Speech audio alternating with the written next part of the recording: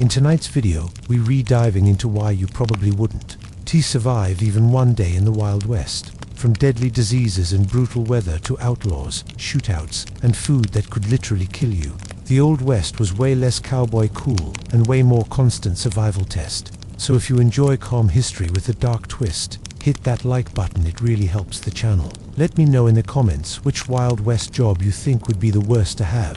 And don't forget to subscribe for more true and slightly terrifying stories from the past. Stick around until the end. And be sure to check out the other history videos on the channel, because once you see what daily life was really like back then, you'll never complain about modern life the same way again. Picture this. You wake up in the Wild West, no running water, no electricity, and danger is basically part of the morning routine. Sounds exciting, right? Well, before you saddle up, you might want to think twice. The sun is going down, slow and red, like it has nowhere better to be.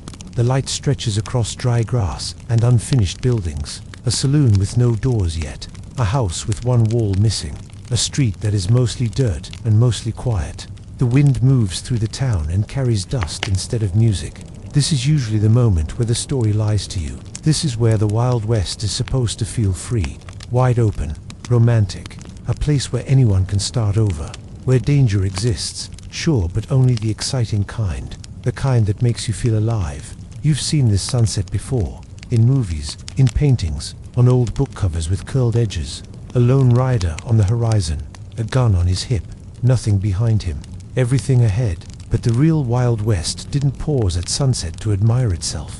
It didn't care how the light hit the land, and it definitely wasn't waiting to see what kind of person you thought you were, because the truth is simple and uncomfortable. The Wild West was not built for survival. It was built by people trying not to die. And those are two very different things. Most of what we remember about the West comes from the few who lived long enough to tell stories. Everyone else disappeared quietly. Their names didn't make it into legends. Their mistakes didn't turn into lessons. They just ended. That's the part we usually skip.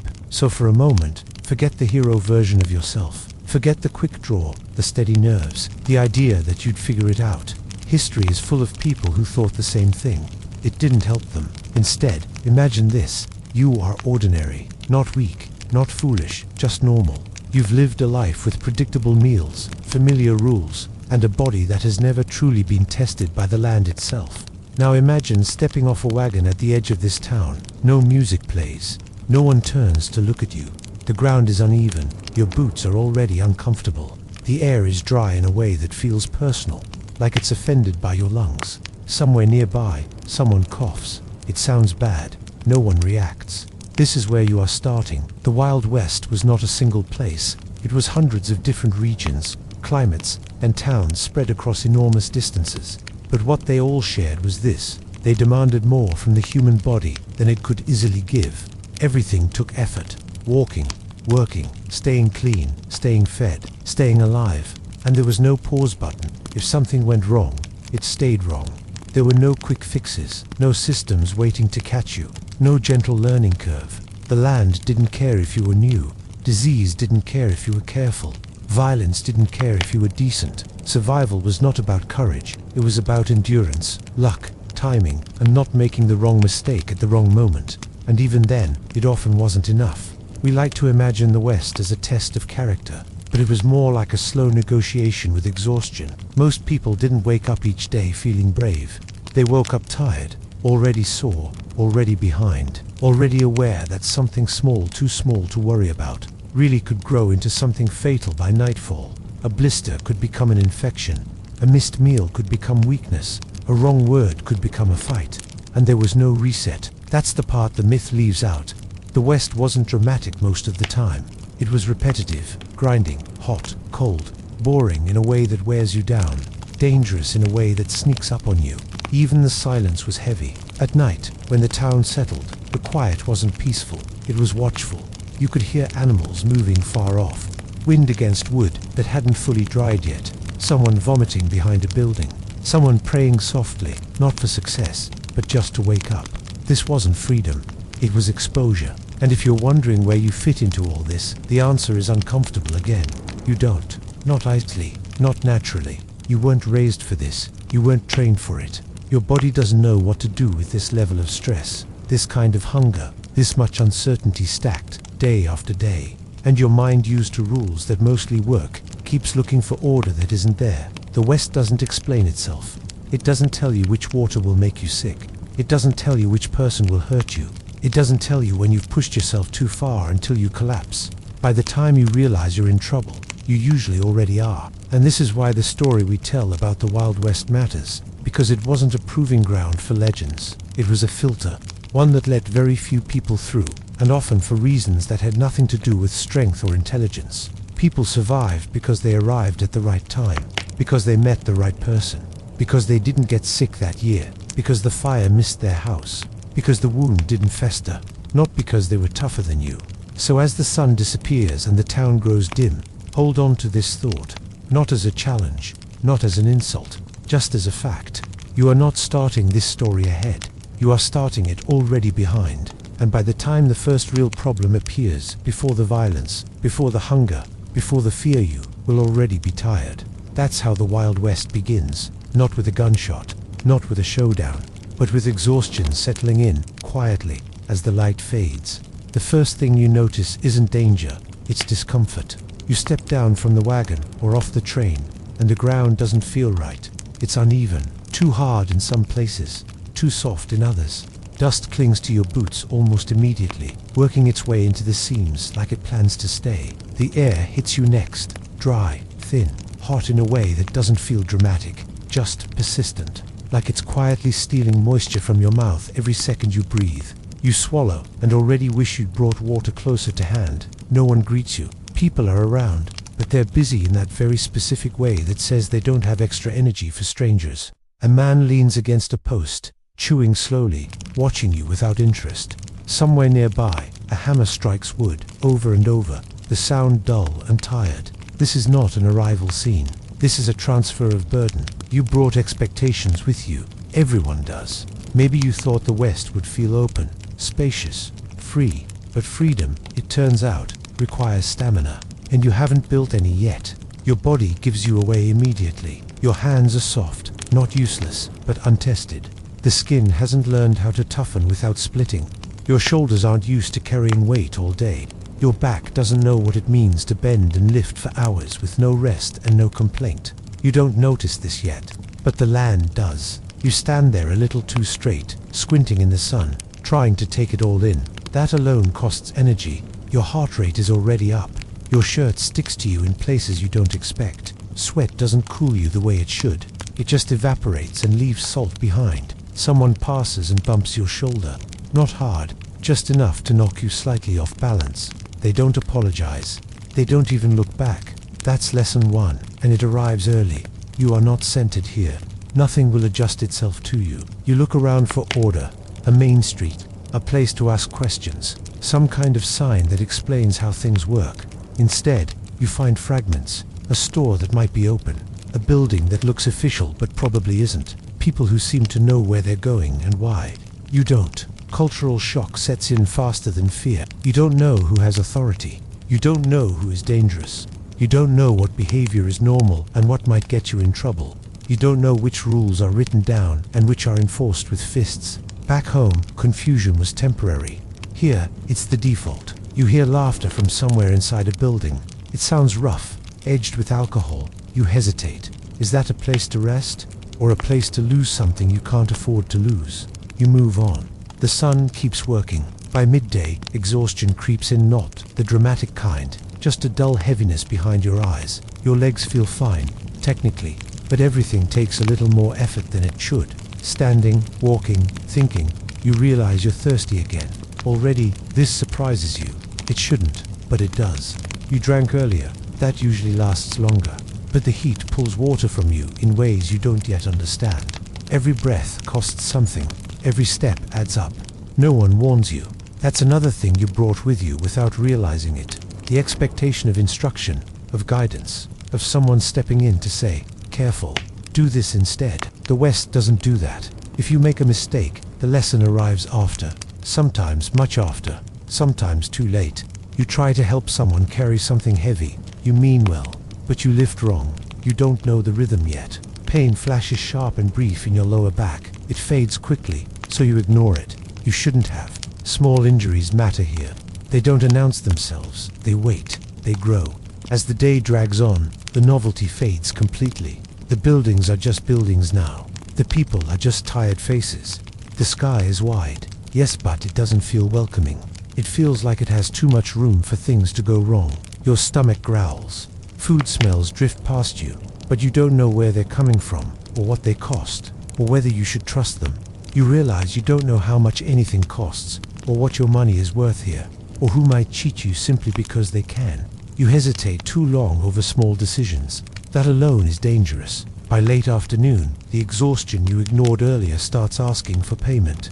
Your steps slow, your head aches, your thoughts feel slightly delayed, like they're arriving a second behind the world. This is still the easy part. You haven't worked yet, you haven't been threatened, you haven't been sick, and already your body is negotiating. You begin to understand something that people around you learned long ago. The day doesn't care how ready you feel. It keeps going. The sun doesn't slow down because you're new. The work doesn't pause because you're confused. You watch someone nearby collapse onto a crate, breathing hard. No one rushes over. Not because they're cruel, but because exhaustion is common here. It doesn't trigger alarms. It's background noise. As evening approaches, you realize you're not refreshed by the thought of rest. You're anxious about it. Where will you sleep? Is it safe? Will your body stiffen overnight? Will that small pain turn into something worse by morning? Back home, tiredness meant comfort was coming. Here, tiredness means vulnerability, and this is the quiet truth of your arrival. You didn't fail because you did something wrong. You failed because you showed up human, with limits, with habits built for a softer world. The Wild West doesn't punish you for that. It simply doesn't compensate. As the light begins to shift again, you feel something settle in your chest. Not panic, not fear, but the slow understanding that survival here doesn't start with bravery. It starts with catching up. And you are already behind. You wake up thinking the night helped. It didn't. The cold crept in after sunset, sharp and sudden, like the land changed its mind about tolerating you. Whatever blanket you had wasn't enough. Whatever fire you shared burned down too fast. Morning arrives, not gently, but stiffly. Your joints ache in ways they didn't yesterday. Your fingers feel slow. Your mouth is dry again, and the sun is already climbing. This is the first real argument you have with the West. The weather doesn't stay consistent long enough for your body to adjust. Heat and cold take turns, and neither waits for permission. By mid-morning, the warmth is back. Then the heat. Then the kind of heat that presses down instead of shining. There's no gradual build-up. No easing into it. 1 hour you're fine. The next your shirt is soaked and doing nothing to help. You try to work through it. Everyone does. The problem is that your body doesn't understand this environment yet. It sweats, but the sweat vanishes too quickly to cool you. Your skin tightens. Your lips crack. Your tongue feels thick in your mouth. You tell yourself you're just uncomfortable.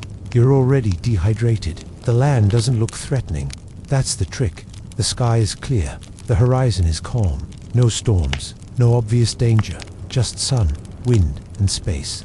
But exposure is a slow attack. The wind picks up around noon. It doesn't cool you. It dries you out faster. Dust lifts off the ground and moves through the air like it owns the place.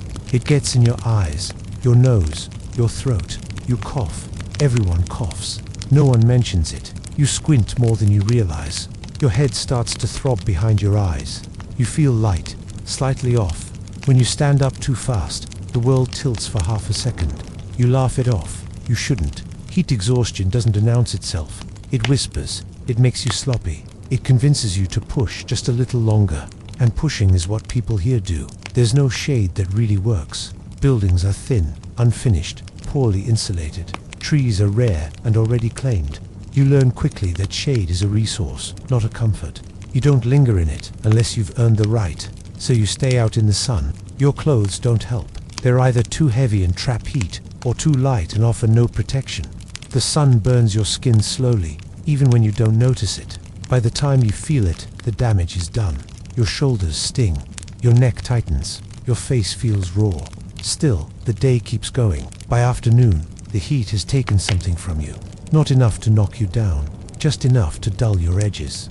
You forget small things. You lose track of time. You misjudge distances. You drop something and feel oddly angry about it. That anger is another warning sign. Your body is under stress, and it's starting to prioritize survival over politeness. Then, without much warning, the temperature shifts again. The sun dips lower, and the heat drains out of the land fast. Faster than feels reasonable. The warmth you thought would linger doesn't. It leaves, and it takes comfort with it. The wind turns sharp. You realize too late that you planned for one version of the day, not both. Your clothes are damp with sweat, and now that sweat turns cold. Your muscles tighten. That headache sharpens instead of fading. This is how people get sick here. Not from dramatic exposure, but from these constant swings. Hot to cold, dry to colder, dry. Bodies pushed and then chilled. You shiver, even though it was blistering not long ago. At night, the cold settles in deeper. Fires help, but not evenly. One side of your body warms while the other stiffens. Smoke stings your eyes. The ground pulls heat out of you, no matter what you lie on. Sleep is shallow, broken, full of waking moments where you're not sure why you're cold, only that you are. And tomorrow will do this again. The West doesn't have seasons the way you expect. It has extremes stacked on top of each other. A single day can work your body in opposite directions until it doesn't know how to respond anymore. This wears people down quietly. Sun exposure weakens you.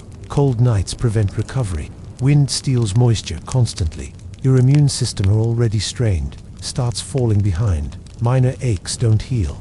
Fatigue becomes permanent. You notice something unsettling. The people who've been here longer don't complain about the weather. Not because it's fine, but because complaining wastes energy. They move differently, slower, more deliberately. They've learned when to stop and when to push. You haven't. By the end of the day, your urine is darker than it should be. Your appetite is strange. You feel both hungry and uninterested in food. Your heart seems to beat harder than necessary when you lie down. These are all small things. That's what makes them dangerous. The climate doesn't kill you in one moment. It weakens you until something else finishes the job. Disease, injury, bad judgment. A mistake you wouldn't have made if you weren't already tired and dry and cold. The West doesn't chase you. It outlasts you. And the worst part is this. Nothing about the day felt dramatic enough to justify how drained you are. If someone asked how it went, you might even say, fine, hot, a bit rough. That's how it gets you. Because tomorrow, you'll wake up already depleted. And the land will ask the same things of you again, without lowering the price. This isn't an adventure climate. It's an endurance climate. And you're still on day one. By the time you really start thinking about water, you're already behind. Not dramatically behind. Not collapsing. Just aware. Your mouth feels dry again. Your tongue sticks slightly when you swallow. You keep clearing your throat, like that might help. It doesn't. You look around for water the way you're used to, expecting it to be obvious. A pump, a stream, a place someone would naturally point you toward. Instead, you find uncertainty. There is a well nearby. Maybe. Someone said there was. Someone else said it was mostly fine. No one sounds confident. No one ever does when they talk about water here. That should worry you more than it does. Back home, water is neutral. It's safe by default. Here, water is a question mark. And every answer comes with a risk attached. You're thirsty enough now that you stop being picky. The well is shallow. You can tell by the way the bucket hits bottom too fast. The water smells faintly wrong, not rotten. Just off earthy, heavy. You hesitate. Other people drink it. They look fine. Mostly. You remind yourself that people have been surviving on this for years. That logic has killed a lot of people. What you don't see is what's upstream. Animals wading in, waste washing down after a storm. Someone sick dumping refuse without thinking much about it. Germs don't announce themselves. They just wait. You drink. It helps immediately. That's the cruel part. The relief is real. Your head clears a little. Your mouth feels normal again. Your body thanks you, briefly. And that makes the decision feel correct. For a few hours, everything is fine. That's how water kills you here, not with drama, but with delay. As the day goes on, you drink again and again, because the heat keeps pulling moisture out of you, because thirst keeps returning faster than it should, because you don't really have another option. You tell yourself that if the water were dangerous, everyone would be sick. You don't notice that many people are sick, quietly, constantly. It's so common it doesn't stand out. Later, your stomach tightens, not sharply, just a dull discomfort. You ignore it. Everyone's stomach is off out here. Different food, different schedule, different stress. It's normal. Then comes the cramping. Still manageable. Still something you work through. You keep moving, keep working, keep telling yourself it'll pass. You've had worse. This isn't serious. That confidence lasts until night. When you finally lie down, your gut twists harder. Sweat breaks out across your skin, even though the air is cold. You curl slightly without meaning to. Your mouth waters, not from thirst this time, but from nausea. You hope it's nothing. But waterborne illness doesn't rush. It settles in. Dysentery, cholera, typhoid, names you don't know yet, but symptoms your body recognizes immediately as trouble. By morning, you're weaker, not incapacitated, just drained. You've lost more fluid than you realize. Every trip away from camp costs you water you don't have to spare. Your legs feel hollow. Standing up makes your head spin longer than before. And now comes the worst part of the water problem. You're sick because of water, but you still need water to survive it. Dehydration accelerates illness. Illness accelerates dehydration. It's a quiet feedback loop, and it closes fast. You drink again, the same water, the only water. You consider boiling it, but fuel costs money and time. You're tired. Your hands shake slightly. You tell yourself you'll do it later. You always mean later. People around you don't make a fuss. Some nod knowingly. Someone tells you to rest. Someone else suggests a remedy involving alcohol and prayer. No one offers clean water because no one has extra. This is when desperation starts to change your thinking. You look at water sources you would have avoided yesterday. A slow-moving stream with a film on top. A puddle left after rain. A barrel behind a building that hasn't been cleaned in who knows how long. Your standards drop because your body demands it. And your body is very persuasive. The illness doesn't kill you quickly. That would almost be kinder. It weakens you day by day. Your appetite fades. Food feels heavy. You lose strength without noticing until simple tasks feel like work. Your skin dries out even more. Your lips split. Your eyes sink slightly. You're cold more often now, even in the heat. Your immune system, already strained by climate and fatigues, starts losing ground. This is how people die here. Not because they were reckless, not because they ignored danger, but because the basics betrayed them. Water, the thing that's supposed to sustain you, becomes a gamble you take several times a day. And every time, the odds are never quite in your favor. You begin to understand why people drank alcohol so often out here. Not for fun, for safety. Fermented drinks killed fewer people than water sometimes. That's not a joke. That's math. But alcohol dehydrates you too, and clouds judgment, and invites other problems. There is no winning choice, only slightly less bad ones. As days pass, you notice how careful long-timers are. They ration, they travel at odd hours, they know which wells to trust and which to avoid. They've learned through loss often, not their own. You don't have that knowledge yet. You're learning the hard way, and all the while, the land looks calm.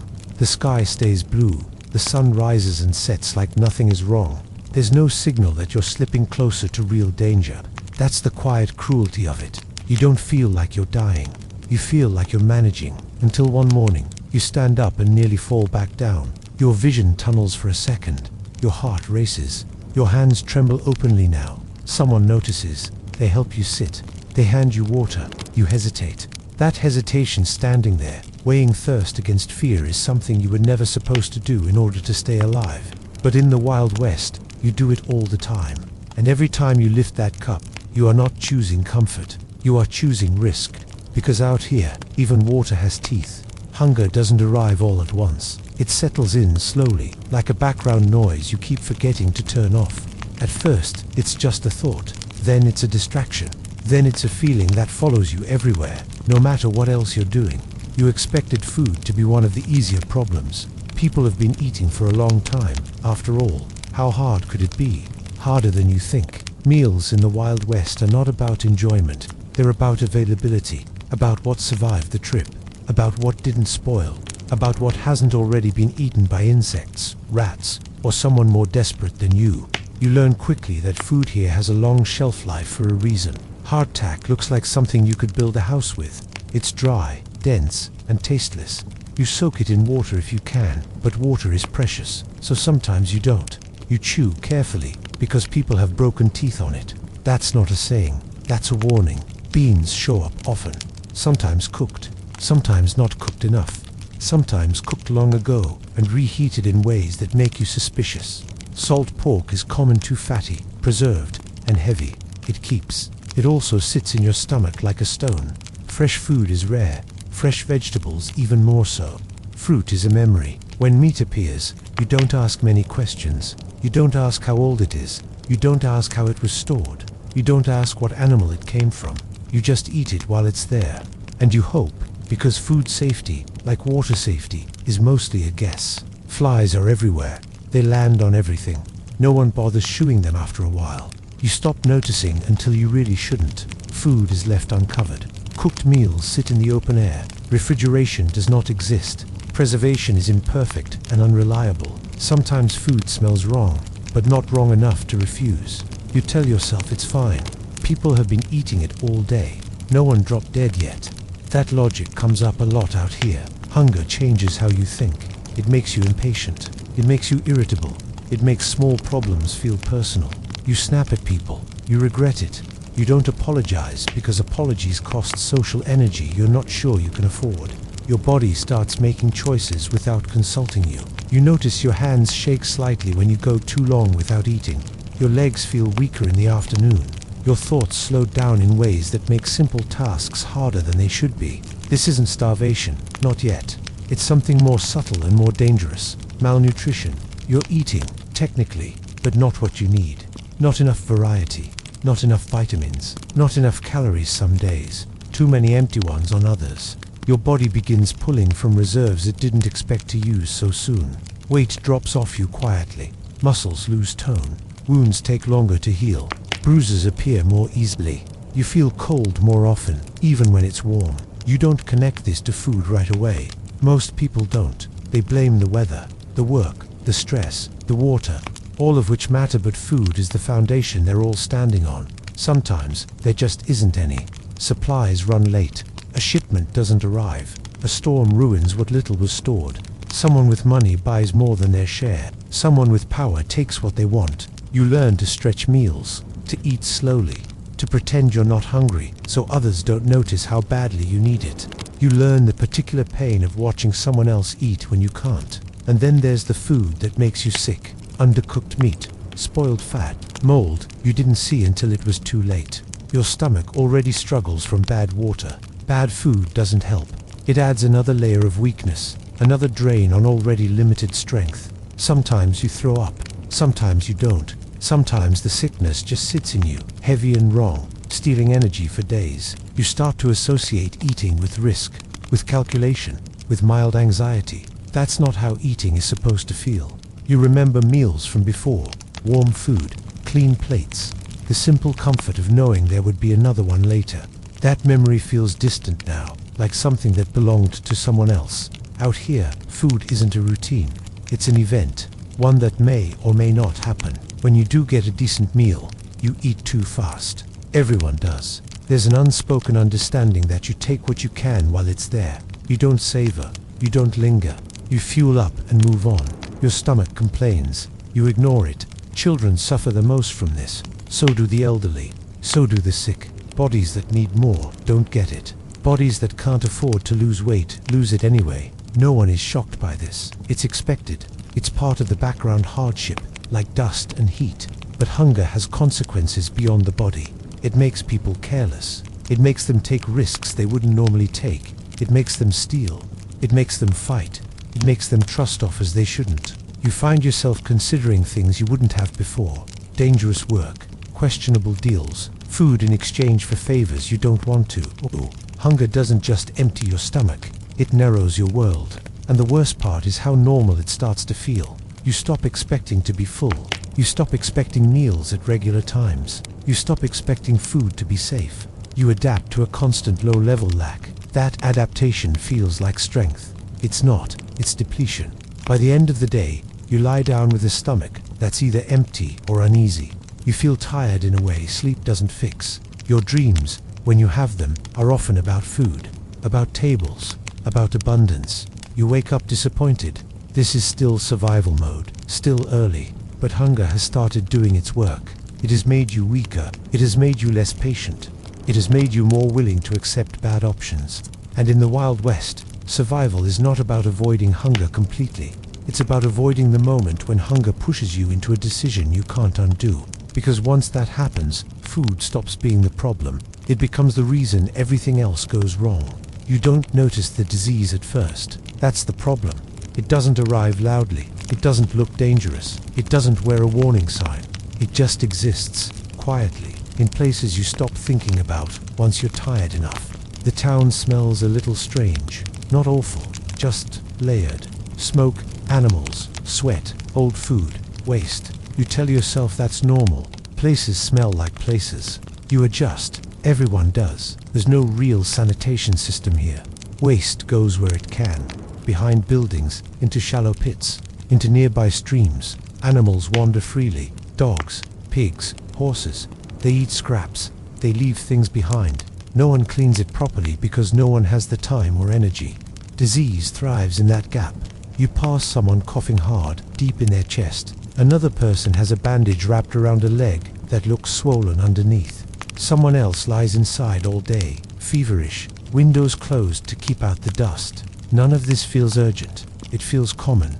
That's how sickness wins here. It blends in. People don't know what germs are yet. Not really. They know illness spreads, but not how. They blame bad air, weather changes, moral weakness, bad luck. Sometimes they're not entirely wrong, but they're not right either. So prevention is guesswork. Hands aren't washed often. Water is too precious. Instruments are reused. Clothes are shared. Bedding moves from one body to another. When someone gets sick, the goal isn't isolation. It's endurance. You work until you can't. And when you can't, you rest where you fall. A small cut on your hand starts to throb. You don't remember when you got it. Maybe lifting something. Maybe scraping against wood. It didn't matter at the time. It was nothing. Now it's red. The skin around it feels tight, warm. You tell yourself it'll calm down. You wrap it in cloth that isn't clean, because nothing is clean enough to be clean. Infection doesn't rush. It settles in. Fever comes later. At first, you're just tired. More than usual. Your head feels heavy. Your thoughts drift. You blame the heat. You blame the work. You blame the bad sleep. By the time you realize you're sick, you've already lost ground. Your temperature climbs. You sweat even when it's cold. You shiver when it's hot. Food doesn't appeal to you. Water is hard to keep down. Your body feels like it's arguing with itself. People notice. They nod. They've seen this before. Someone suggests rest. Someone else offers a drink that burns on the way down. Another person tells you not to worry. Fever passes. Sometimes there is no real treatment. No antibiotics. No antibiotics. No IV fluids. No reliable pain relief. Doctors exist, but they work with limited tools and limited understanding. Sometimes they help. Sometimes they make things worse. Sometimes they just watch. You lie there drifting in and out, aware of how thin the line is between sick and gone. Fever dreams are strange. Disconnected, you feel like you're floating, then sinking. Time loses shape. Night and day blur together. You don't know how long you've been like this. Your body weakens fast. Muscles waste when you don't move. Dehydration accelerates everything. Your immune system fights hard, but it's underfed, overtired, and already strained by climate and hunger. This is how people fade, not with screams, not with drama, just slowly becoming less present, less responsive, less able to recover. And the town keeps going. Someone still needs help lifting supplies. Someone still needs to cook. Someone still needs to work. Life does not pause because you are sick. It adjusts around you, slightly, and then moves on. You overhear conversations about others who didn't make it. Not recently, just before, last year, last winter, during the fever, during the cough, during the bad water. Names are mentioned briefly, then forgotten. Disease doesn't care who you are. Strong people get sick. Careful people get sick. People who did everything right still get sick. And once it takes hold, survival becomes less about effort and more about timing. Did you get enough rest before this? Did your body have reserves left? Did the infection stay local or spread? Did someone notice in time? These are not questions you control. Even if you recover, something is lost. You're weaker afterward, slower, more vulnerable. The illness leaves a mark you can't see, but definitely feel. You get tired faster. Cold hits harder. Small pains linger. You're easier to knock down the next time. And there is always a next time. Because disease isn't a single threat here. It's constant pressure, a background presence. It's in the water, the food, the air, the wounds, the shared spaces.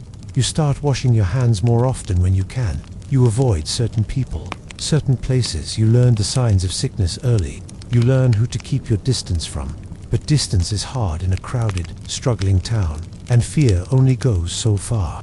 Eventually, you have to work again. You have to eat. You have to drink. You have to live among people who are also tired, also sick, also pushing through things they shouldn't. Disease doesn't end your day. It ends your margin. Before, you were tired but functional. Now you're fragile. One more illness could finish you. One more infection. One more fever. You feel it in your bones, even if you can't explain it. The Wild West doesn't kill everyone with violence. It doesn't need to. It lets disease do the quiet work. And the scariest part is this. Most people didn't even know what they were fighting. They just knew they were losing. You lie awake one night, listening to someone nearby cough, and you realize something deeply unsettling. You're not afraid of dying in a gunfight. You're afraid of dying in a bed you didn't choose, from something you never saw coming. In a place where that kind of ending is so common it barely registers, that's when it really hits you. Out here, survival isn't about avoiding danger. It's about avoiding the invisible things long enough to matter. And that's a much harder fight than it sounds. The injury itself is small. That's what makes it dangerous. It happens during something ordinary. Lifting, walking, working with tools you're still learning to trust. A slip, a scrape, a wrong step on uneven ground. Pain flashes, sharp but brief, and then settles into something manageable. You flex your hand, it still works. You roll your ankle, it holds your weight. You cut your skin, it bleeds, then stops. Back home, this would barely register. You'd clean it, cover it, move on. It wouldn't change your week. Here, it changes your odds. You wrap the wound with whatever cloth you have. It isn't clean. Nothing really is. You tell yourself it's fine. People have been doing this for years. You don't have the luxury of stopping anyway. Work doesn't pause for injuries. It barely slows. The problem is that your body is already stretched thin. Poor food, bad water, constant exposure, lingering illness. Healing takes energy you don't have to spare. By the next day, the cut is sore.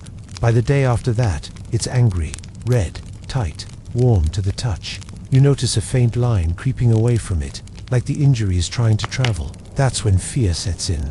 Infection is the word people don't like to say out loud. They talk around it instead. Looks bad, needs watching, might turn. You soak the wound in alcohol. It burns in a way that makes your vision blur. You grit your teeth and tell yourself pain means it's working. Sometimes that's true. Sometimes it's just pain. Someone suggests cauterizing it. You laugh at first. Then you realize they aren't joking. Cauterization is common. Heat to kill what can't be seen. It works sometimes. It also destroys tissue and creates new wounds. It's a gamble layered on top of another gamble. Amputation is the word no one wants to hear, but everyone understands.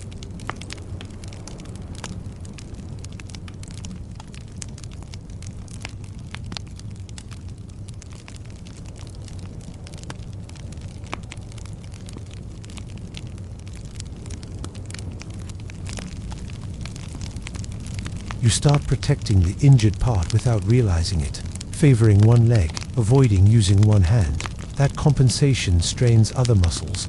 Your posture shifts. New aches appear. Pain becomes constant.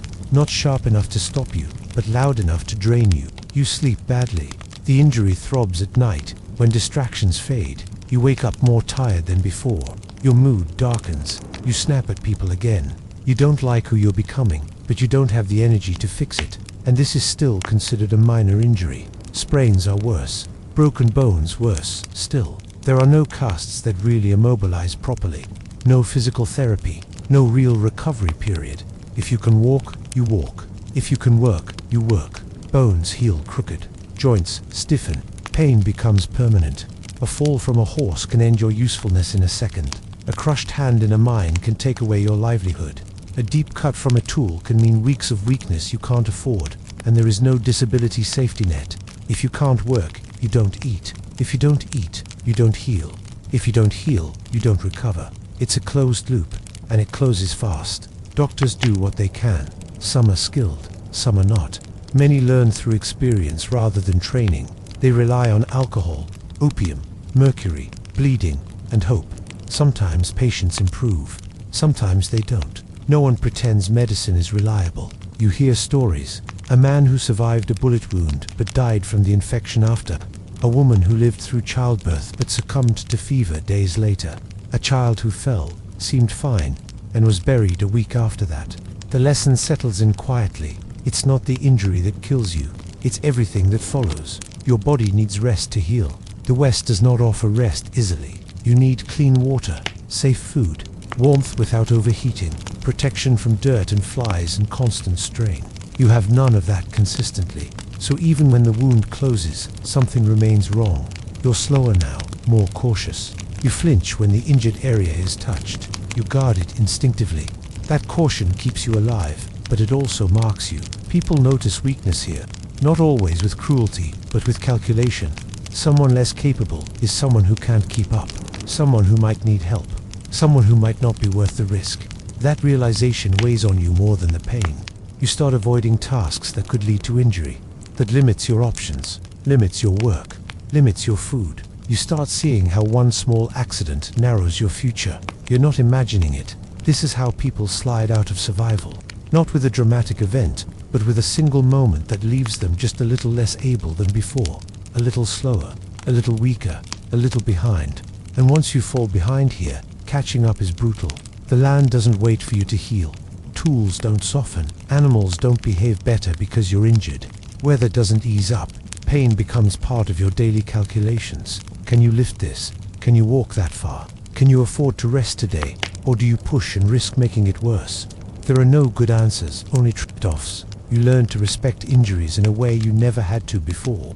You watch your hands, your footing, your balance. You move slower, more deliberately. But you also learn something else, something unsettling. Even if you're careful, accidents still happen. And when they do, survival is no longer about toughness or willpower. It's about whether your body can keep going with one less piece working properly. Most people couldn't, not because they were weak, but because the margin was already gone. By the time the injury heals, or doesn't you understand a hard truth the West teaches without explanation? Out here, your body is your only real asset, and it is far easier to damage than you ever realized. Violence in the Wild West rarely looks the way you expect it to. There are no dramatic build-ups, no music cues, no moment where everyone steps back and clears the street. Most of the time, violence arrives the same way everything else here does, suddenly, awkwardly, and without respect for the story in your head. You don't see it coming. It starts with small things, a misunderstanding, a look held too long, a comment that lands wrong, money owed, money missing, pride bruised on an already bad day. Alcohol helps. Saloons aren't just places to relax, they're pressure valves. People drink because the days are hard, the nights are cold, and the future is uncertain. Drink loosens tongues, dulls judgment, and shortens tempers. Arguments that would fade back home turn sharp here. You're standing nearby when voices rise. No one rushes to stop it. That's important. People glance over, then look away.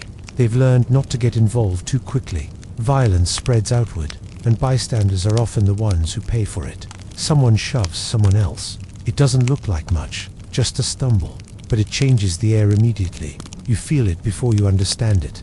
The way conversations stop, the way bodies shift, the way people create space without being obvious about it. A hand moves toward a belt. This is the moment movies love. The standoff, the tension, the test of nerves. But this isn't that. The gun comes out too fast, or the knife does, or a bottle breaks, or a chair swings. There's no clean line between start and finish, just chaos. A shot cracks the air, loud, close, deafening in a way you didn't expect. You flinch hard, your body reacting before your mind catches up.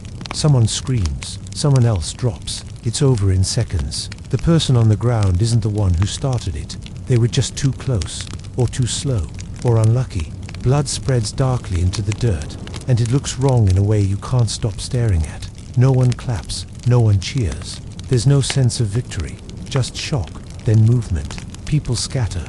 Someone drags the injured away. Someone else leaves quickly, head down. The shooter might already be gone. This is how violence usually works here. Not as a duel, but as a rupture, a tear in an already fragile routine. You realize something unsettling. You were never in control of whether you were safe. You were just lucky until now. There is no reliable law enforcement presence to deter this kind of thing.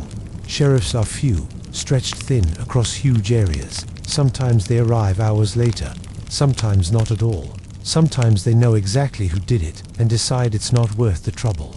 Justice is inconsistent and selective. If the wrong person is hurt, nothing happens. If the wrong person does the hurting, everything happens at once. The rules change depending on who you are, who you know, and how much power you carry. You start to understand why people stay armed, not because they want trouble, but because trouble doesn't ask permission. Carrying a weapon feels less like aggression and more like insurance. You don't plan to use it, you just don't want to be the only one without an option. But weapons bring their own risks. Accidental discharges happen, guns misfire, children find them, drunk people handle them. A moment of fear turns into a permanent decision before anyone has time to rethink it. You hear about people killed in their sleep, killed over misunderstandings, killed because they looked like someone else, killed because they were in the wrong place at the wrong time. Violence isn't constant, but it's unpredictable. And that's worse, it changes how you move through the world. You start choosing where you stand. You watch hands more closely than faces. You avoid crowded spaces when tempers are high. You leave early instead of staying late. You learn to swallow insults. That's another myth that breaks here, the idea that standing up for yourself keeps you safe. Sometimes it does. Sometimes it gets you buried. Pride is expensive in a place where escalation is easy and restraint is rare. You don't know who has a weapon. You don't know who's desperate. You don't know who's had a bad day and one drink too many. So you manage risk instead of asserting dominance. The mental toll of this is heavier than you expect. Your body stays slightly tense, even at rest. Loud noises make you jump. Sudden movements catch your attention immediately. You're always tracking exits, even when you tell yourself you're relaxing. Sleep doesn't fully reset you. Part of you stays alert. Children grow up watching this. They learn early when to be quiet, when to step back, when to disappear.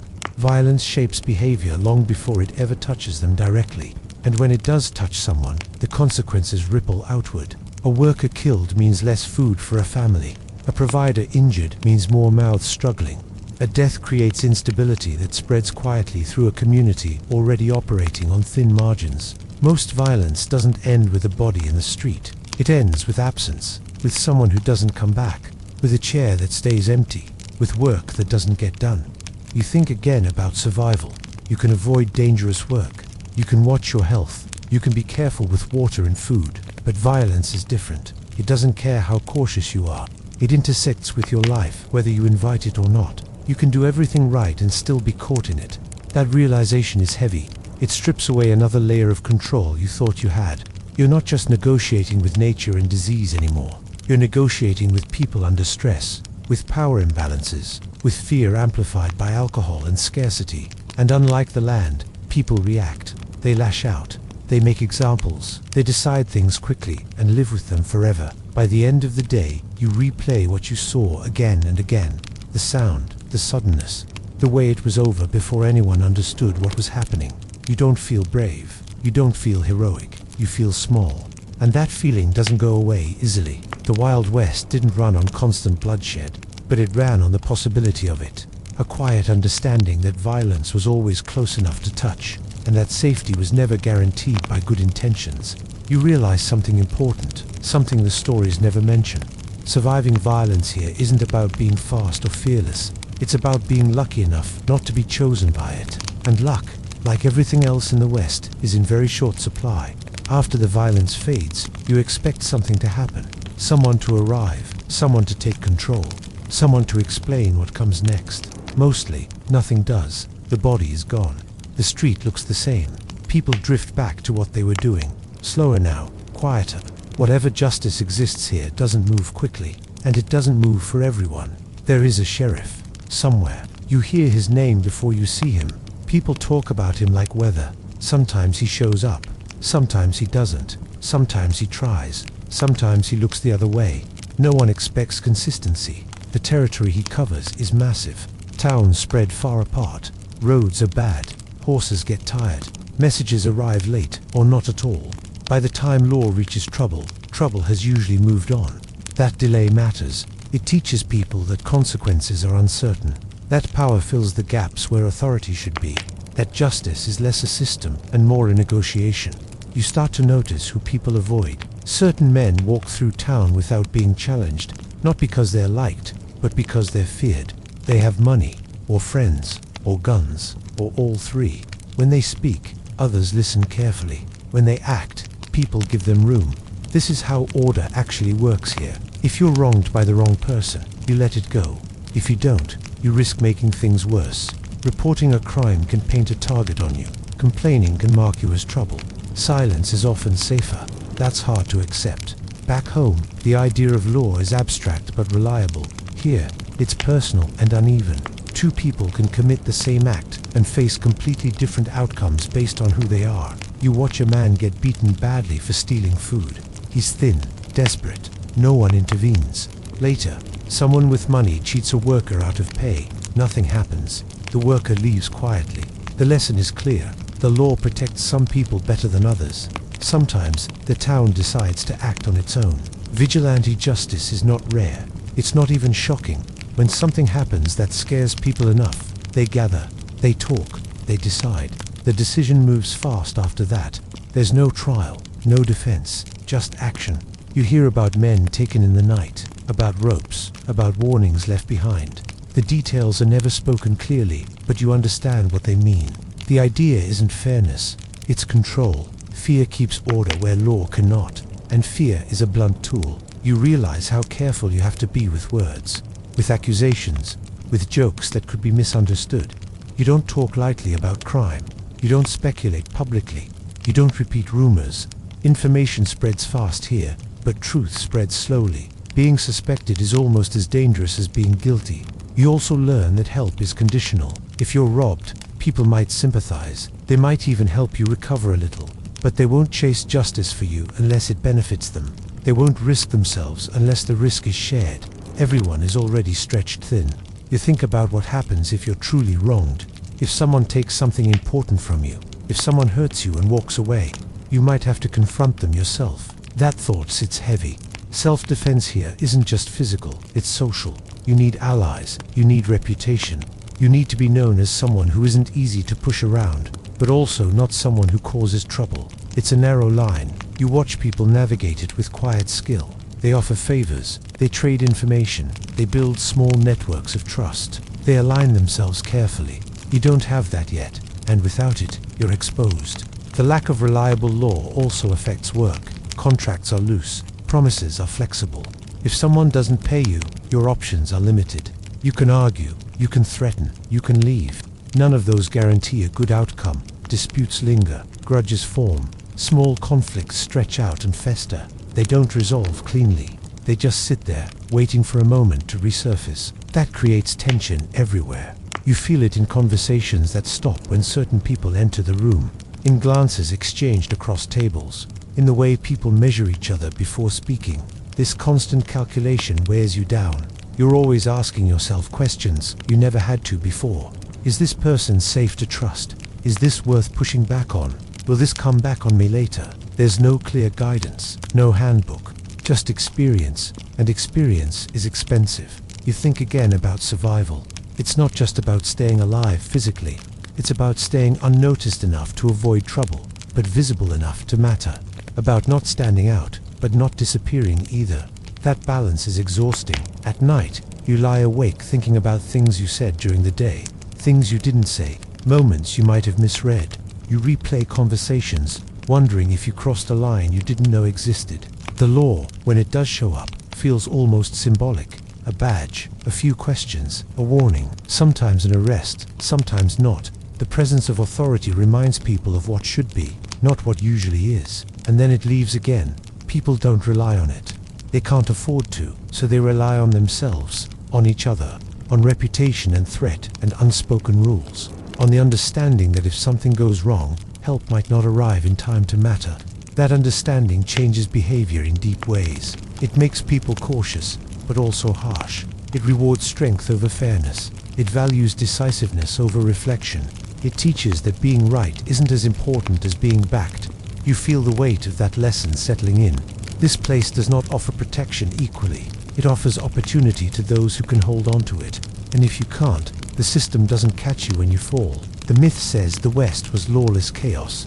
That's not quite right. There were rules, plenty of them, They just weren't written down, and they weren't enforced kindly. By the time you understand them, you've already broken a few. And now you know something important, something unsettling. Surviving the Wild West wasn't about being innocent or good. It was about learning how power actually worked. Tanned hoping you learned fast enough not to be crushed by it. By now, you understand something important. Nothing here is free, not safety, not food, not rest. If you want to survive, you work, and then you work some more. There is no gentle entry into frontier labor, no training period, no easing in. On your first day, you're expected to perform like someone who's been doing this their whole life. Because most people around you have, your body disagrees immediately. The work starts early, before the sun is fully up. The air is cold, your joints are stiff, and breakfast was small if it happened at all. Someone hands you tools that are heavier than they look and assumes you know how to use them. You don't. That becomes clear fast. Maybe you're digging, or hauling, or swinging something sharp where mistakes matter. Your hands blister within hours. Your back tightens. Muscles you didn't know existed begin filing complaints. No one slows down for you. They can't afford to. Work here is physical, in a way modern life rarely is. It's repetitive. It's rough. It demands full attention even when you're exhausted. And it goes on for 10, 12, sometimes 14 hours. Breaks are short. Water is warm. Shade is rare. If you work in mining, the danger is constant and invisible. The tunnels are dark, cramped, and poorly supported. A bad beam, a pocket of gas, a misjudged blast, and that's it. Sometimes the mine collapses. Sometimes it fills with poison air. Sometimes it just caves in quietly while people are still inside. Railroad work is no better. You're lifting heavy iron in extreme heat. Working near moving machinery with no real safety rules. One slip can cost fingers, hands, or legs. Accidents happen daily. They're talked about briefly, then forgotten. Ranch work looks romantic from a distance. Up close, it's sunburn, dust, and long hours in the saddle. It's animals that kick, bite, and trample. It's falling wrong and hoping you can still stand afterward. It's being thrown and realizing there's no doctor nearby who can do much if something breaks. Even town jobs aren't safe. Blacksmiths breathe smoke and metal dust. Cooks work near open flames all day. Laundresses ruin their hands in boiling water and harsh soap. Construction is constant risk, with heavy beams, unstable walls, and no protective gear. Injuries are expected. They're not emergencies. They're part of the job. You see men working with wrapped hands, limping legs, stiff backs. You see women pushing through illness because stopping means no pay. Pain is normal here. Rest is a luxury. And if you can't work, you don't eat. There's no sick leave, no workers' compensation, no understanding boss who tells you to take a few days. If you're injured, you're a problem to be solved, not a person to be cared for. Sometimes the solution is simple. You're replaced. There's always someone else desperate enough to take your place. Someone hungrier. Someone with fewer options. Labor is cheap because survival is expensive. That knowledge hangs over everyone. It keeps people working past the point they should stop. It makes them ignore pain that should be treated. It pushes them back into danger before they're healed. That's how small injuries turn into permanent damage. A bad knee that never recovers. A hand that doesn't close properly anymore. A back that sends sharp reminders every time you bend. These aren't rare outcomes, they're common. By your second or third week, your body feels older. You wake up sore and go to bed sore. You stop noticing minor pain because there's no space for it. Fatigue becomes your default state. You forget what it felt like to be rested. Your judgment suffers. You make small mistakes. You lift wrong. You step where you shouldn't. You hesitate at the wrong moment, or move too fast when you shouldn't. That's when accidents happen, not during dramatic moments, but during routine ones, when your mind drifts, when your arms shake, when you think, just for a second, about how tired you are. Work also reshapes how people treat each other. There's less patience, less softness. Instructions are short and sharp. Mistakes are corrected loudly. Sympathy is rare, not because people are cruel, but because they don't have the energy for it. Everyone is managing their own exhaustion. Humor exists, but it's dry and dark. Jokes about death, about missing fingers, about how long someone might last. Laughter is quick and disappears just as fast. It's a pressure release valve. You notice how quickly newcomers wash out. Some quit and leave town if they can. Some collapse and get sent away.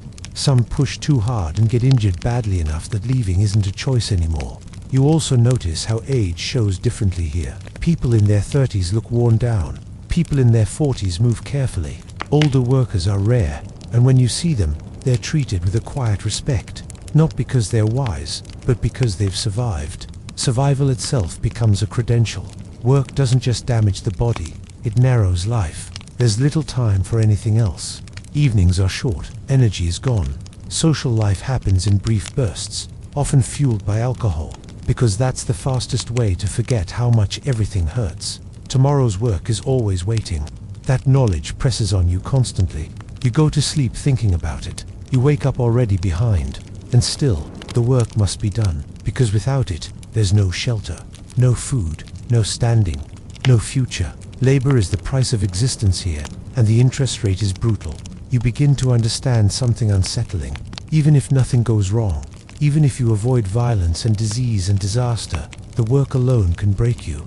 Slowly, steadily, without drama. Your body isn't built for this pace, not without preparation, not without years of conditioning.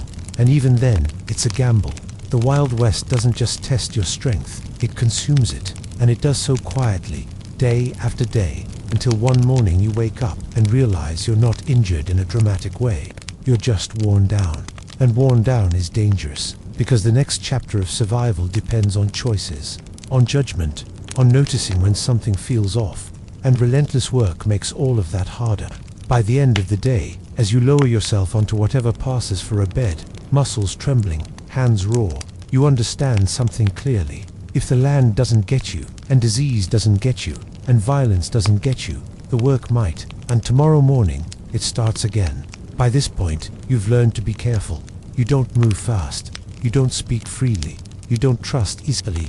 And still, the margin for error is terrifyingly small. There's no cushion here, no backup plan waiting quietly in the background. Every choice matters more than it should, because there's nothing underneath to catch you. A single bad decision can unravel weeks or months of survival. It doesn't have to be dramatic. It can start small. You gamble a little because you're tired and someone convinces you it's harmless. You lose more than you meant to. You chase the loss. By the end of the night, your wages are gone. Tomorrow's food is suddenly uncertain. Or you trust someone because they seem friendly. They offer a shortcut, a better deal, a shared plan. It makes sense in the moment. Then they disappear, or they turn on you, or they were lying from the start. There's no customer service desk for betrayal. You might get lost, not in a grand, cinematic way, just a wrong turn, a misjudged distance, a trail that fades sooner than expected. Maps are vague. Landmarks look the same after hours of walking. The sun moves faster than you think. You realize you don't know where you are. Panic comes quietly at first, then it grows. Without water, every step becomes a calculation. Do you keep going? Do you turn back? Do you wait and hope someone passes by? Each option carries risk. None feel good. If you make the wrong call, there's no correction later, no retry. The land doesn't offer second chances just because your intentions were good. Even staying in town carries risks. You might anger the wrong person without meaning to. Say something careless.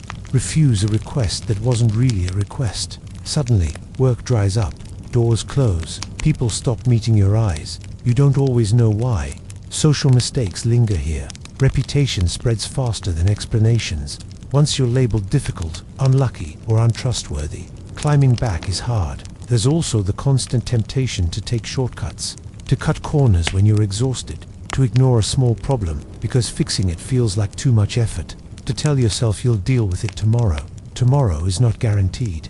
A loose board you don't fix becomes a fall. A cough you ignore turns into fever. A tool you don't check fails at the wrong moment. These aren't moral lessons, they're practical ones. The Wild West doesn't punish you because you were careless. It simply lets consequences happen without interference. That's the part modern life shields you from. Here, failure cascades. You miss work because you're sick. You lose pay. You can't afford food. Hunger weakens you. Weakness slows your recovery. The cycle tightens. Or you get injured and can't perform at full strength. You're replaced. Without work, you lose your place to sleep. Without shelter, everything else becomes harder. Each problem feeds the next. You start to see how people disappear, not all at once, not in obvious ways. They just fade. They move on. They leave town. They stop showing up. Sometimes they die quietly somewhere no one notices. Survival here isn't about heroism. It's about avoiding a long chain of small errors. And that's harder than it sounds when you're tired, hungry, and stressed. When your body hurts. When your mind is foggy.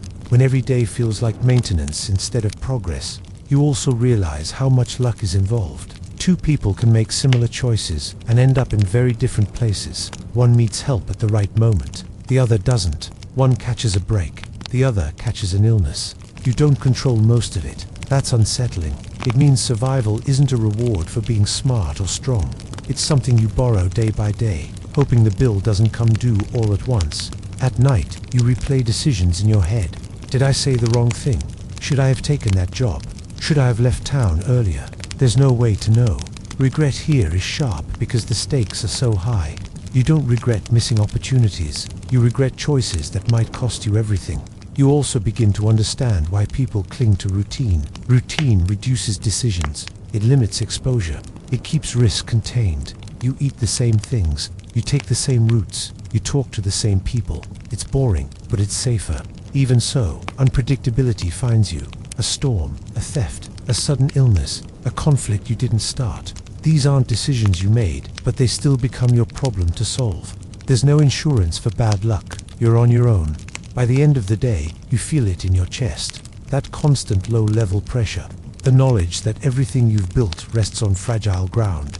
One wrong move, one misjudgment, one moment of weakness. That's all it takes. And the worst part, you won't know it was the wrong decision until it's too late. The Wild West doesn't warn you.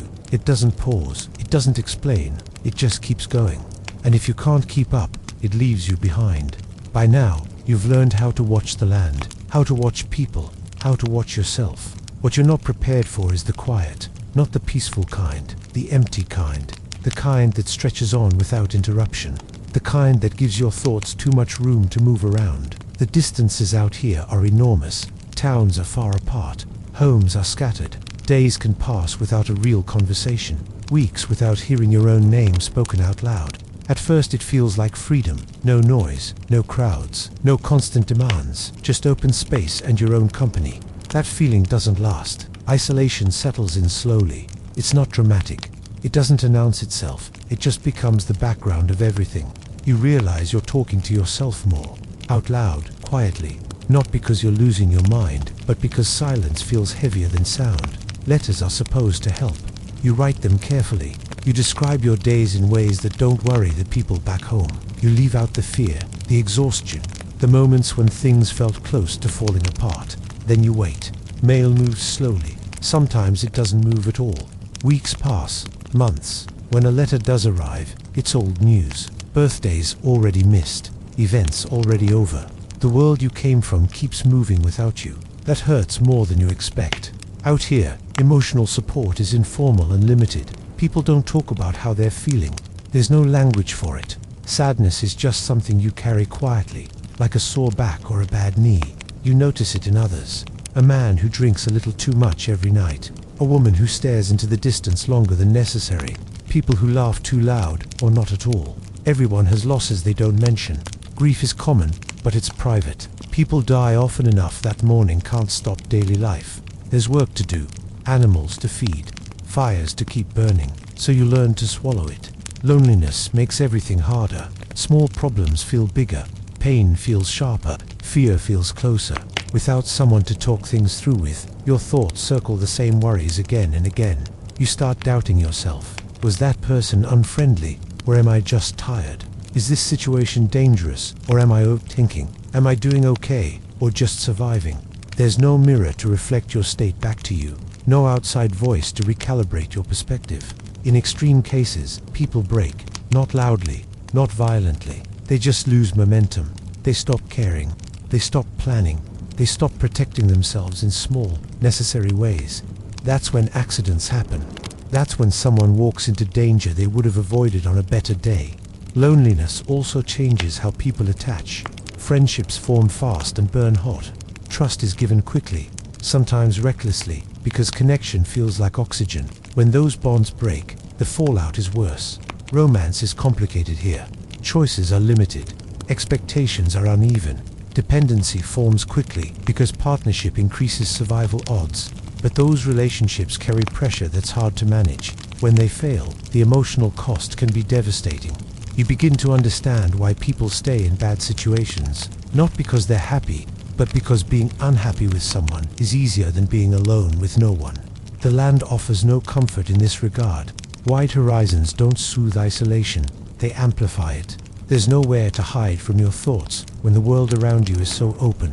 At night, the quiet is deepest. No engines, no distant traffic, just wind. Maybe an animal far away. The crackle of a fire, if you're lucky. You lie awake listening to your own breathing.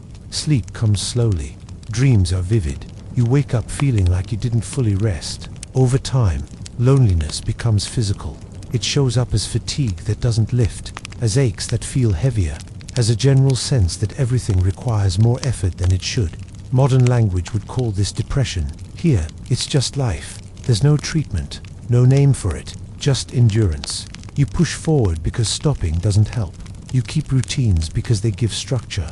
You work because work fills the hours. But the absence of connection leaves a mark.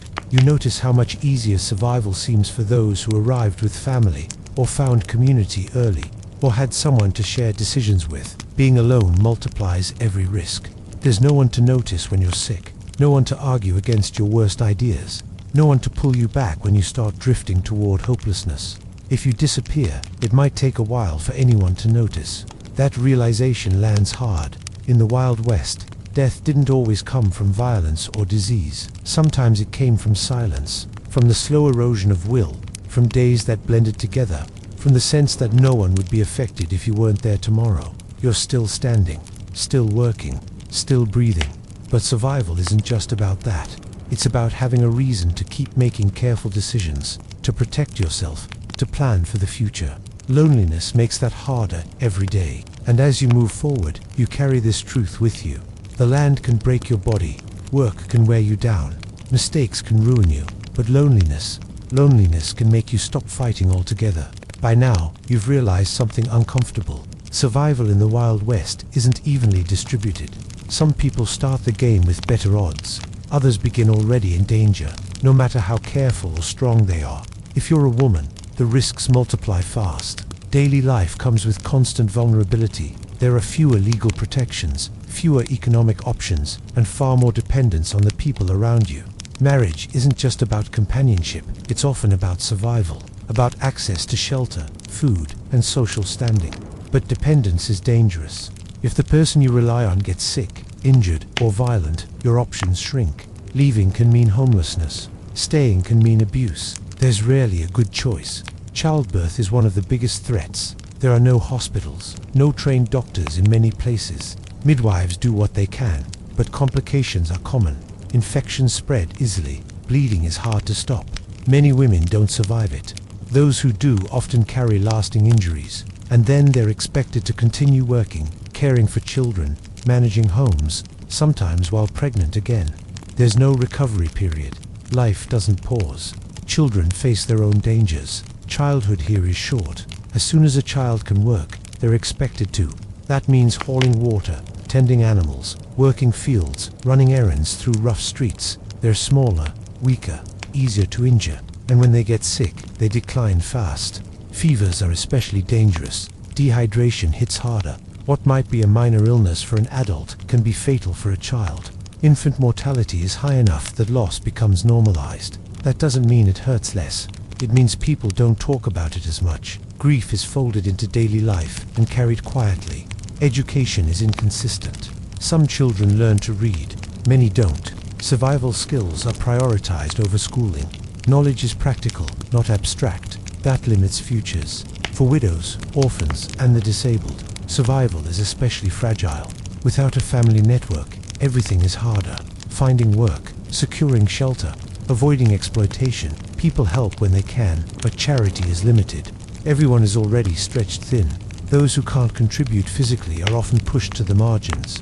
Disability is not accommodated.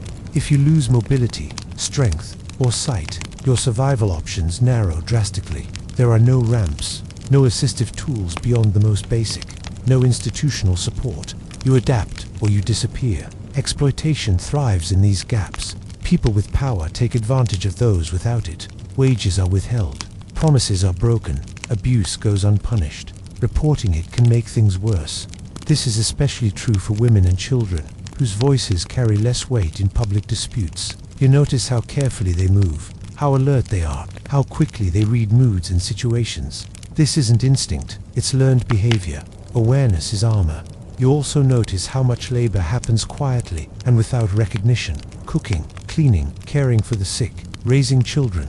These tasks keep communities alive, but they're unpaid and often invisible. When something goes wrong, the blame still lands there. The pressure is constant. There's also the burden of reputation. For women especially, perception matters deeply. A rumor can limit marriage prospects, affect access to work, invite harassment or violence. Social survival requires constant self-monitoring. Children absorb these rules early. They learn when to speak and when to stay quiet. Who is safe and who isn't? What questions not to ask? It's a heavy education.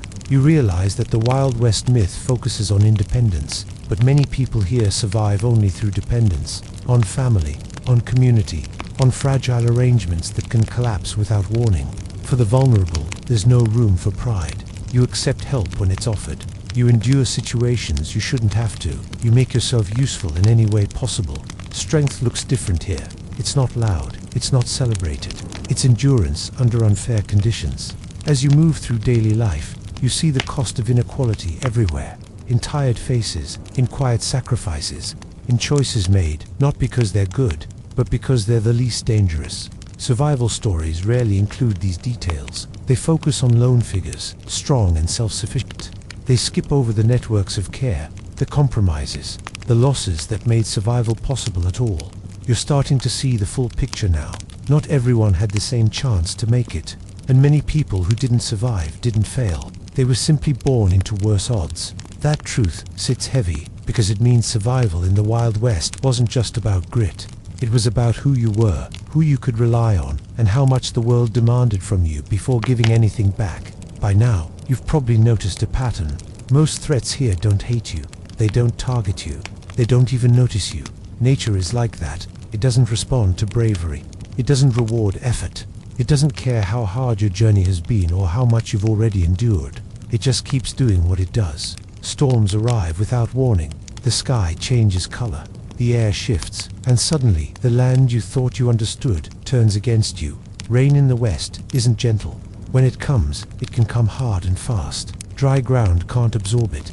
Water rushes downhill, filling low areas in minutes. Camps near streams vanish. Wagons are swept away. People wake up drowning. Flash floods don't look dramatic until they're already happening. By the time you realize you're in danger, escape routes are gone. Fire is just as unforgiving. Prairie fires move fast, faster than people expect, faster than horses sometimes. Dry grass becomes fuel, and wind does the rest. Entire stretches of land can turn into walls of flame in minutes. There's no fighting it. You run, or you don't. If you're trapped, survival depends on luck, terrain, and timing. Not courage, not preparation. Just whether the fire chooses a different path. Winter is quieter, but cruel in its own way. Cold seeps in slowly. It stiffens fingers. It slows movement. It makes simple tasks harder and mistakes more likely. Exposure doesn't kill instantly. It wears you down until you can't think clearly enough to save yourself. Snow hides hazards. Ice turns routine steps into risks. A fall can mean injury. An injury in winter is often a death sentence. Then there are animals, not the cinematic kind. Not constant attacks by wolves or bears, just encounters. A rattlesnake you don't see until it's too late. A horse that spooks at the wrong moment. A wild animal protecting its territory or young. Most animals want to avoid you, but avoidance isn't guaranteed. A bite can mean infection, venom, fever, pain that lasts long after the initial wound. And again, help is far away. Insects are worse. Mosquitoes spread disease. Ticks carry illness. Flies gather around wounds. You're never fully free from them. They're small, constant, and dangerous in ways you don't immediately notice. Nature also controls food and water. Drought kills crops. Floods destroy stores. A bad season can ripple outward for months, even years. Hunger isn't always personal failure. Sometimes the land just doesn't cooperate. You can do everything right and still lose. That's the hardest lesson. You can plan carefully, work hard, avoid obvious dangers, and still be caught in the wrong place at the wrong time. The land doesn't negotiate. It doesn't pause because you're tired. It doesn't soften because you're struggling. It doesn't adapt to your needs. You adapt to it, or you suffer. That reality strips away the heroic framing of frontier life. There's no epic showdown between man and nature, just a long series of small tests, many of which you don't even realize you're failing until it's too late. People talk about taming the West. That's generous. At best, people learned how to live temporarily in its margins. They built where they could. They moved when they had to. They accepted losses as part of the deal. Graves scattered across the landscape are proof of that. They're not monuments. They're reminders. Most deaths weren't dramatic. They weren't brave, last stands against overwhelming odds. They were moments when nature didn't give someone enough time. A storm at night, a river that rose too fast, a cold snap that lasted too long. Nature didn't attack. It simply continued. As you move through this world, you stop asking whether you're strong enough to survive it. You start asking a different question. Will the land allow it? Because courage helps you act. Skill helps you prepare. Community helps you recover. But none of those guarantees safety. In the Wild West, nature is not an enemy you defeat. It's a force you endure. And sometimes, no matter who you are or how careful you've been, endurance isn't enough. By this point, you might be waiting for something big. A final showdown, a moment of clarity, a dramatic ending that makes all the suffering feel meaningful. That's not how it usually went. Most people in the Wild West didn't die in gunfights. They didn't fall heroically defending a homestead or riding into danger with purpose. Their deaths didn't make stories worth retelling. They faded out quietly. Someone gets sick and never really recovers. A fever lingers too long. Strength drains away day by day.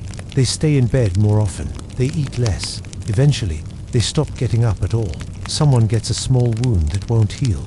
It looks fine at first. Then it turns red. Then it smells wrong. Pain spreads. Infection sets in.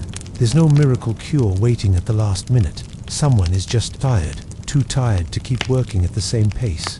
Too tired to fight off illness. Too tired to walk as far as they used to. Exhaustion piles up until the body gives out.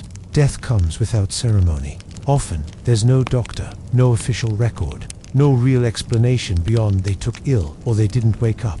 People nod, accept it, and move on because they have to. Life doesn't stop. The body is buried quickly, sometimes properly, sometimes not. Graves are shallow, markers are simple if they exist at all. A name scratched into wood, a pile of stones, maybe nothing. The land absorbs them. This is one of the hardest things to reconcile with the myth. We like stories where death means something, where it completes a narrative, where sacrifice is recognized. Out here, death is often just an interruption, a missing worker, an empty bed, a chore someone else has to take over. Grief happens, but quietly. Loud mourning doesn't fit into a life where survival depends on momentum. You cry later, or you don't. Either way, tomorrow still comes. That's why so many lives were forgotten. Not because they didn't matter, but because there was no space to remember them properly. No records, no descendants to tell the story, no audience waiting to listen. History favors the survivors, the ones who lived long enough to write letters, to give interviews, to exaggerate their resilience, to frame their suffering as adventure instead of attrition. The dead don't correct the record, so we inherit a version of the Wild West, shaped by exceptions, by people who beat the odds, and then explained how what we don't hear are the countless ordinary endings that didn't produce lessons or legends. That silence is misleading, because if you were actually there, statistically speaking, odds are your story would end here. Not with a bang, but with a quiet absence. You wouldn't be remembered as brave or foolish. You'd be remembered, briefly, as someone who didn't make it, and then life would continue without you. That's not poetic, but it's honest. The Wild West wasn't designed to create heroes. It was a place that consumed people steadily and only occasionally produced survivors with stories worth retelling. So how did we end up with the version we know? The one full of freedom, grit, and rugged independence. The one where survival feels tough but achievable if you're strong enough. It didn't come from the average experience. It came from storytelling. Dime novels were among the first to reshape reality. They turned danger into drama and suffering into spectacle. Hardship became character building. Death became exciting instead of exhausting. Later came Wild West shows, then films, then television. Each version smoothed the edges a little more. Gunfights became honorable. Labor became purposeful. Loneliness became stoic independence. Women became background figures or symbols, not people navigating constant risk. Most importantly, survival became framed as a choice. If you failed, it was because you weren't tough enough. Not because the environment was stacked against you. Not because disease didn't care how hard you worked. Not because luck played an outsized role. This is survivorship bias at its finest. We hear from the ones who made it, not the ones who didn't. And humans are very good at turning survival into proof of despairingness. I survived because I was strong. Not, I survived because I didn't get sick that year.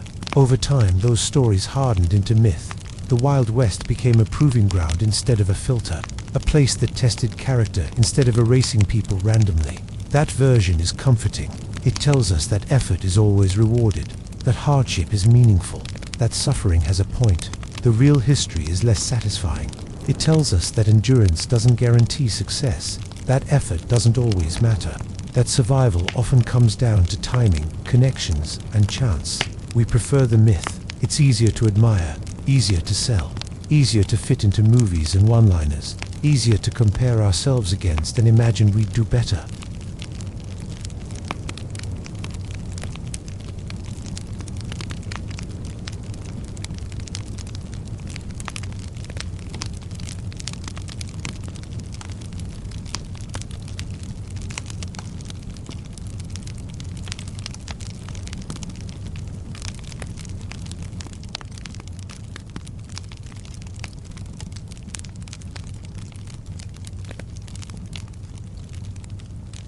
Each retelling moved further from the average experience and closer to fantasy. Epilogue. You wouldn't last the first day, so let's go back to the beginning. You step off the wagon. The sun is already draining you. Dust coats your throat. Your muscles ache from travel. You don't know the land. You don't know the people. You don't know the rules yet. You think you'll figure it out. That confidence is understandable.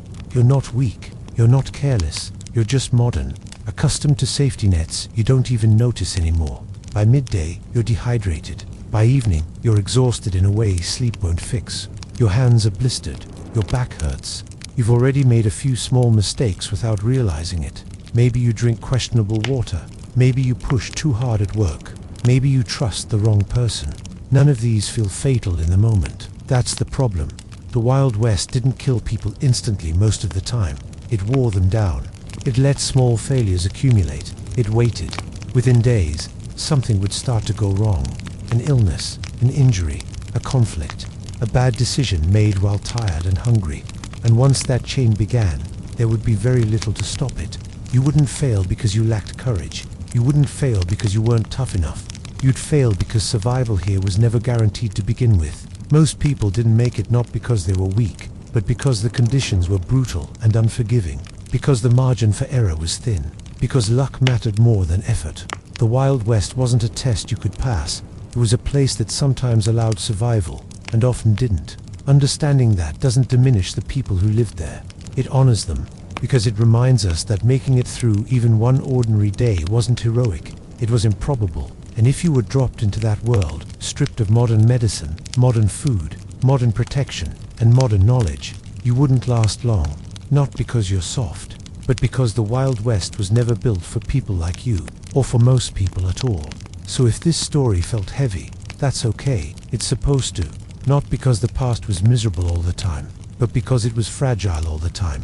Every ordinary day required effort, luck, and restraint just to end more or less intact. That kind of life leaves marks we don't always see in old photos or old stories. When people say they were built different back then, what they often mean is that there was no other option. Endurance wasn't admirable, it was mandatory. And even then, it often wasn't enough. So tonight, as you drift off listening to this, maybe let that sink in gently. Not as fear, not as judgment, just perspective. The bed you're in, the water you drink without thinking, the injuries that help, the help that shows up when things go wrong. None of that is small. History isn't here to shame you. It's here to remind you how rare stability really isn't, how many people lived without it. The Wild West makes a great legend, but surviving it, even briefly, was never a fair fight. And knowing that, that's enough for tonight. And that's a wrap on why the Wild West wasn't quite the romantic adventure we often imagine, and why surviving even a single day was no small feat. If this gave you a new perspective on frontier life or made you appreciate your modern comforts a little more, let me know in the comments. I'd love to hear which part surprised you the most.